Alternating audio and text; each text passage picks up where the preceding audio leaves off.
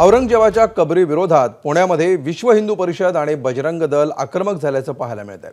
औरंगजेबाची कबर हटवा अन्यथा बाबरीची पुनरावृत्ती करू असा थेट इशारा विश्व हिंदू परिषदेने दिलाय। पुण्यात विश्व हिंदू परिषद आणि बजरंग दल आक्रमक झालेत। येत्या 17 मार्चला जिल्हाधिकारी कार्यालयासमोर कबर हटवण्याच्या मागणीसाठी आंदोलन करण्यात येणार आहे।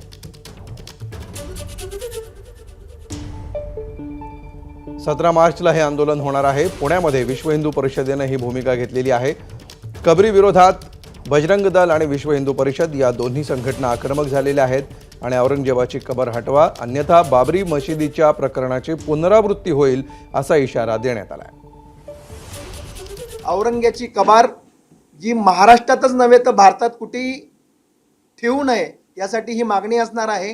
या मागणीत आम्ही विनंती करतोय सरकारला की त्यांनी पुढील काळात शासनाच्या नियमात असून केंद्र सरकारच्या चर्चेतून ही कबर नियमानुसार काढावी। सरकारने जर काही अपेक्षित कार्य केलं नाही तर विश्व हिंदू परिषद बजरंग दलाच्या मार्फत औरंग्याची ती कबर आम्ही पुढील काळात सरकारला सांगून त्या ठरवून त्या दिवशी त्या कबरीवर कारसेवा करू।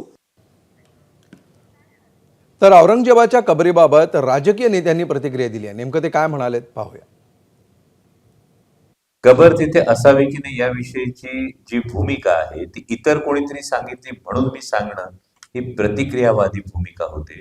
माझी जी भूमिका आहे ती मी योग्य वेळी स्पष्ट करीन हे मी जर आपल्याला स्पष्टपणे सांगतोय तर ती योग्य वेळी स्पष्ट करणं जास्त गरजेचं आहे। मी योग्य वेळी याची भूमिका स्पष्ट करेन, पण जेव्हा मी ती भूमिका स्पष्ट करेन तेव्हा ही मागणी करणाऱ्यांना ती परवडेल का हा त्यांना विचार करावा लागेल, पण ती आत्ताची वेळ नाही। योग्य वेळी नक्कीच ही याविषयीची भूमिका मी स्पष्ट करेन। तर औरंगजेब सारखी एक बलाढ्य शक्ती होती ज्याच्याकडे पैसा होता, मनुष्यबळ होतं, हत्ती होते, बंदुक्या होत्या। अशा पैशावाल्याला बलाढ्य शक्तीच्या माणसाला सुद्धा इथं 27 वर्ष या महाराष्ट्रामध्ये राहावं लागलं आणि राहून सुद्धा त्यांना राज्य करता आलं नाही। याचं एक प्रतीक म्हणजे त्या औरंगजेबची ती कबर आहे, त्याला त्या प्रतीकाला आज काढून उद्या त्या बाबतीतली चर्चा नाही झाली तर इतिहासामध्ये कुठेतरी गडबड काही लोक उद्या जाऊन करू शकतात। त्यामुळे त्याचं एक प्रतीक म्हणून मला असं वाटतं की त्याला हात न लावणं जास्त कदाचित योग्य ठरू शकतं। औरंगजेब क्रूर कर्मा होता हे स्पष्ट आहे, स्वच्छ आहे, त्याच्याबद्दल बोलण्याची गरज नाही। परंतु छत्रपती शिवरायांच्या महाराष्ट्रात त्याला इथंच गाडून घ्यावं लागलं, हे कुठे गाडून घ्यावं लागलं दाखवलं तर गरजेचं आहे।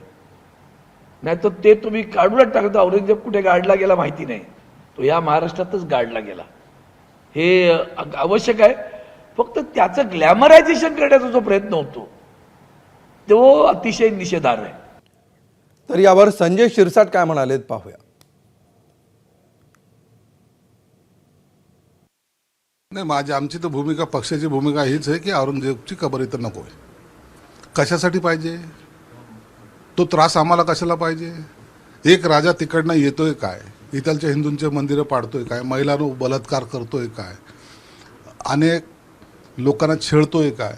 अहो, संभाजी महाराज सारख्या महाराजांचे डोळे काढले, गरम सळ्या टाकून नखं काढली, 40 दिवस त्याला हलाल करून मारलं, त्यांची आठवण आम्हाला कशाला पाहिजे?